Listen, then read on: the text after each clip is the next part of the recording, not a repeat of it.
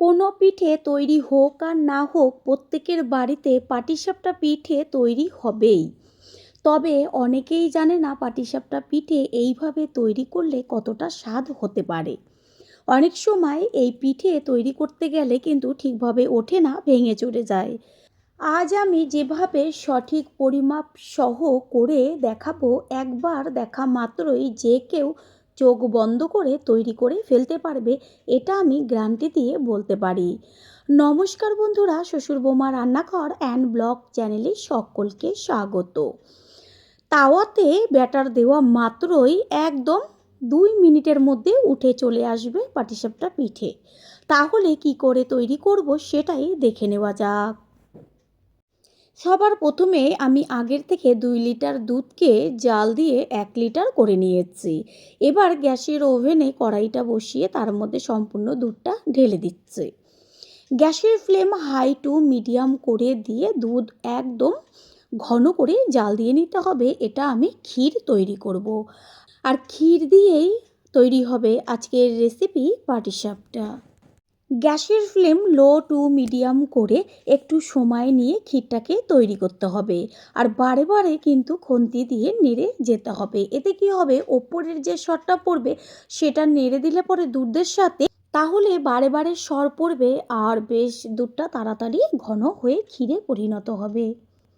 এদিকে দুধ জাল হতে থাক, অন্যদিকে আমি পাটিসাপটার ব্যাটার তৈরি করব। সেই কারণে আমি একটা মাঝারি সাইজের বাটি নিয়েছি আর তার মধ্যে নিয়েছি চালের গুঁড়ো। আমি আজকে যে পরিমাপটা দেখাবো ঠিক সেইভাবে তৈরি করবেন, খুব সুন্দরভাবে পিঠে তৈরি হবে।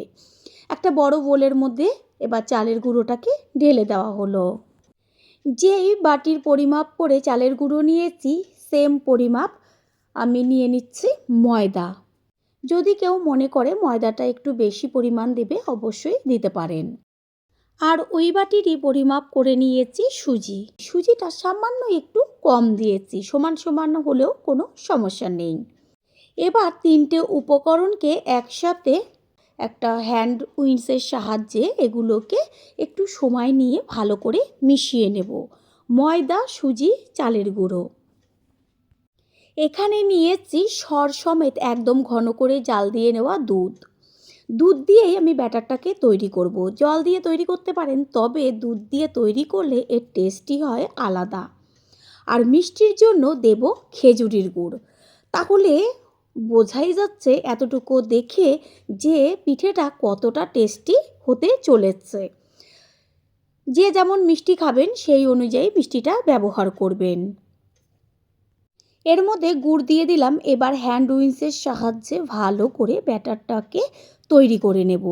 একটু সময় নিয়ে ব্যাটারটা তৈরি করতে হবে। পুরনো বন্ধুদের সবসময় আমাদের পাশে এইভাবে ভালোবেসে সাপোর্ট করার জন্য অনেক অনেক ভালোবাসা। ঠিক এইভাবে ব্যাটারটা একবার এপাশ ওপাশ করে ঘুরিয়ে ফিরিয়ে সুন্দরভাবে গুলে নেব।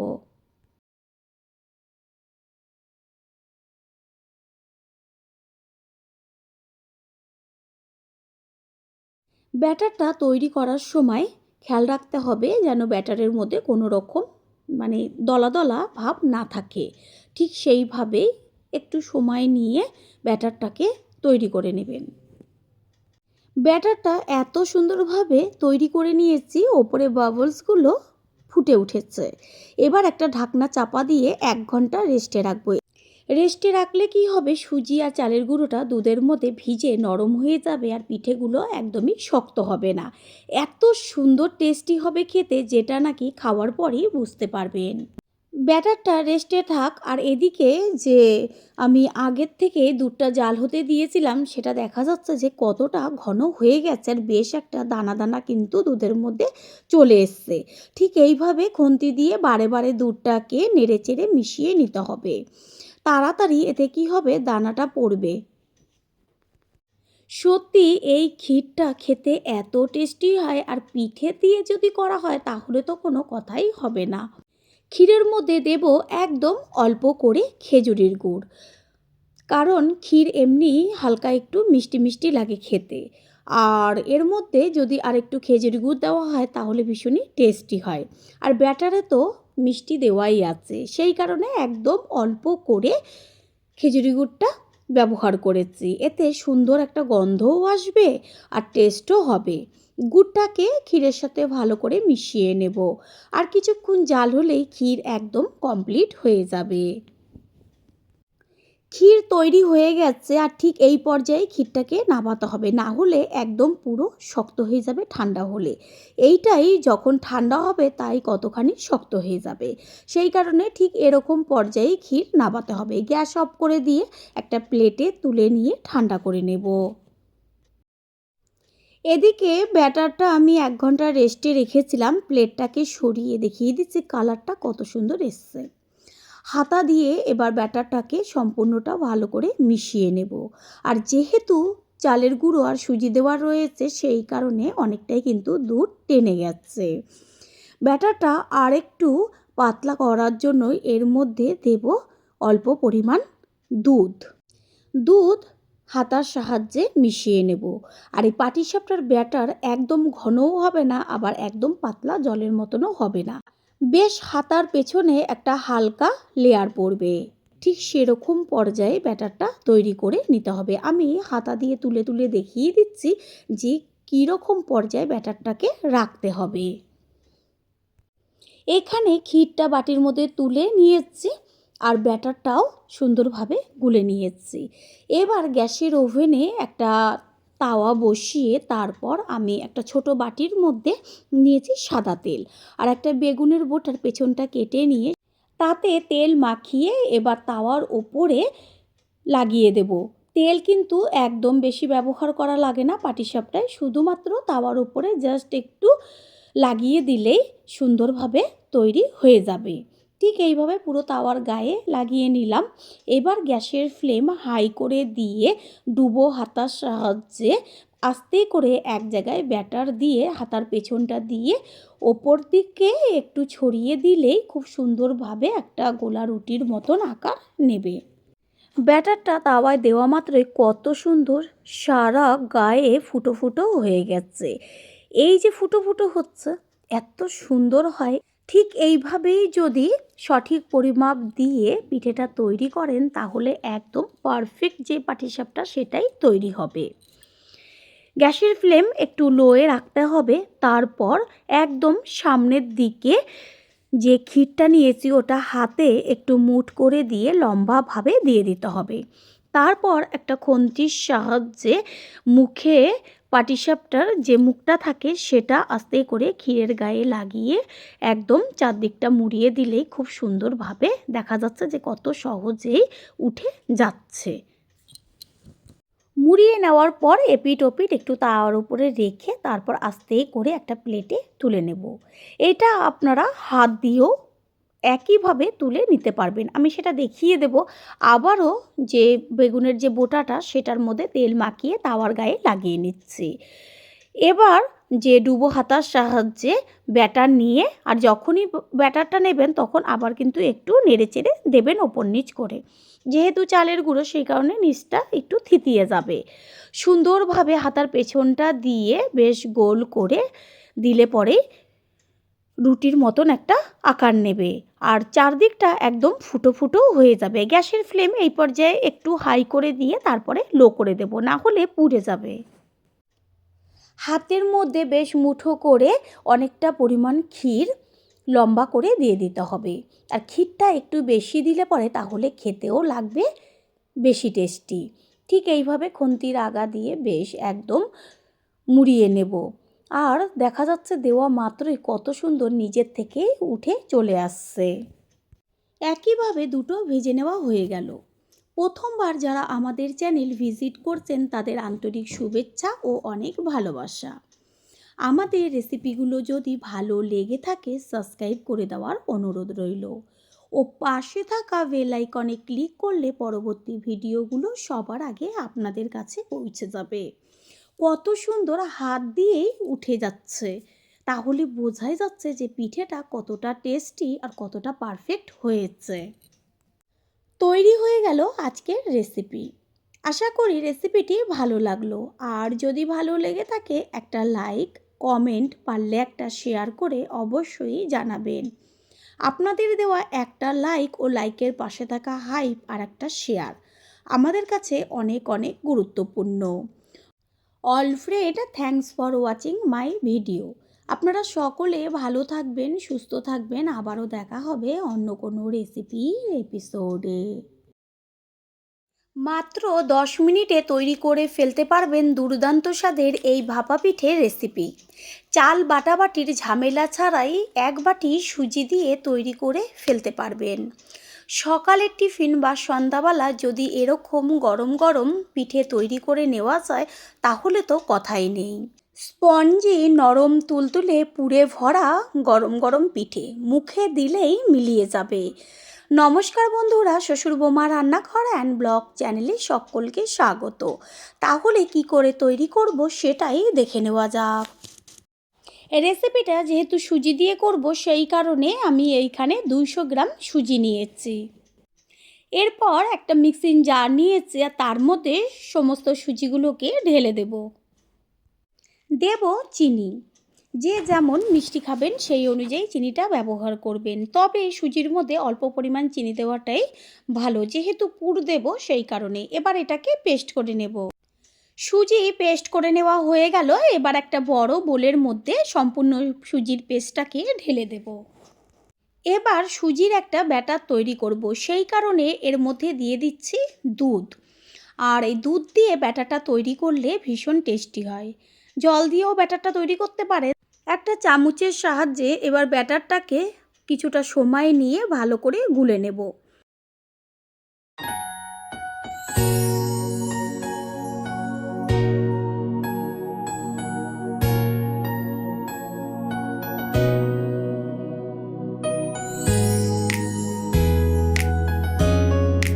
ব্যাটারটা একদমই ঘন হয়ে গেছিলো, সেই কারণে আরেকটু পরিমাণ দুধ দিয়ে এবার এটাকে চামচ দিয়ে আরেকটু গুলে নিচ্ছি। যেহেতু সুজি সেই কারণে এইভাবে যদি দুধ দিয়ে ভিজিয়ে রাখি আরও কিন্তু ফুলে বেশ অনেকটাই ঘন হয়ে যাবে, সেই কারণে একটু পাতলা করে গুলে নেব। এবার একটা প্লেট দিয়ে 30 মিনিট মতন ঢেকে রেখে দেব। অন্যদিকে গ্যাসের ওভেনে কড়াই বসিয়ে তাতে দিয়ে দিয়েছি কুড়িয়ে নেওয়া নারকেল। গ্যাসের ফ্লেম এখন অফ আছে। নারকেলের মধ্যে দেব খেজুরির গুড়। আর এই খেজুরির গুড় দিয়ে যদি পুরটা তৈরি করা হয় কত টেস্টি হতে পারে সেটা তো বোঝাই যাচ্ছে। গুড় দেওয়া হয়ে গেল। খুন্তি দিয়ে এবার নারকেল আর গুড়টাকে ভালো করে মিশিয়ে নিয়ে গ্যাসের ফ্লেম অন করে দেব। আর গ্যাসের ফ্লেম প্রথমেই একদম লোতে রেখে জাল দিয়ে নিতে হবে। এই পুরটাতে গুড় বেশি দিলেও তবে যে নাড়ুর যেমন পাক হয় ঠিক সেরকম কিন্তু পাকটা হবে না। নাড়ুর থেকে একটু অল্প পাক দিতে হবে। পুরটা কিন্তু রেডি হয়ে গেছে, বেশ সামান্য একটু আঠালো আঠালো হয়েছে। এই পর্যায়ে গ্যাসটা অফ করে দিয়ে পুরটাকে নামিয়ে নেব। 30 মিনিট বাদে ফিরে এসেছি আর ঢাকনাটা সরিয়ে দিয়ে এবার চামচের সাহায্যে ব্যাটারটাকে দেখিয়ে দিচ্ছি। যেহেতু সুজি সেই কারণে অনেকটা কিন্তু ঘন হয়ে গেছে। কতখানি দুধ দিয়ে ব্যাটারটা তৈরি করে রেখেছিলাম আর সুজিটা যেহেতু ভিজেছে সেই কারণে দুধটা এতে টেনে গেছে। এর মধ্যে দিয়ে দিচ্ছি ছোট চামচের 1 চা চামচ বেকিং পাউডার। আর কিন্তু কোনো কিছু আমি এইখানে ব্যবহার করব না। বেকিং পাউডারটাও ভালো করে ব্যাটারের সাথে মিশিয়ে নেব।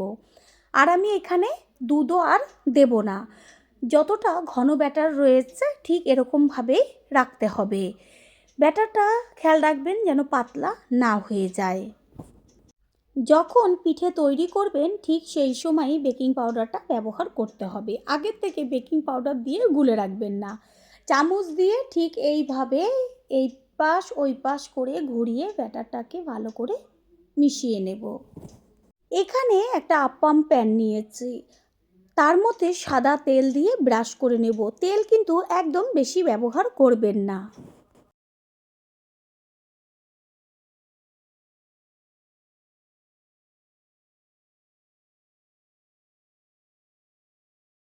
গ্যাসের ওভেনে কড়াই বসিয়ে জলটা গরম করে নিয়ে তার মধ্যে একটা স্ট্যান্ড দিয়েছি।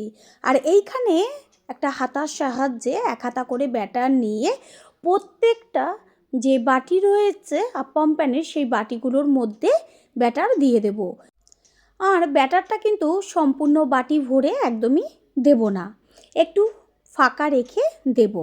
কারণ যখন এটা ভাপা হবে কিছুক্ষণের মধ্যেই পুরো পিঠেগুলো ফুলে বাটির ওপরে উঠে যাবে, সেই কারণে একটু ফাঁকা রাখলে ভালো হবে।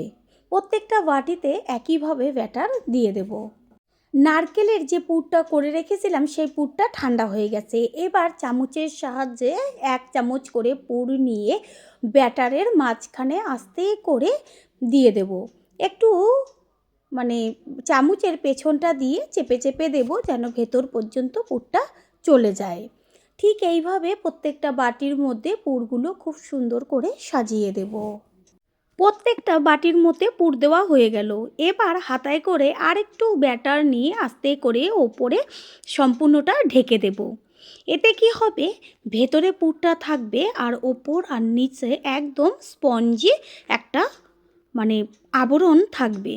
খেতে এত ভালো লাগবে, মুখে দেওয়া মাত্রই গলে যাবে।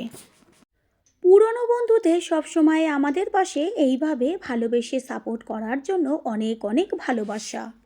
প্রত্যেকটা বাটিতে ব্যাটার একদম ভালো করে দিয়ে দেওয়া হয়েছে। এবার আস্তে করে আপ্পাম প্যানটা কড়াইয়ের মধ্যে বসিয়ে দেব। প্রথমে গ্যাসের ফ্লেম হাই করে দিতে হবে।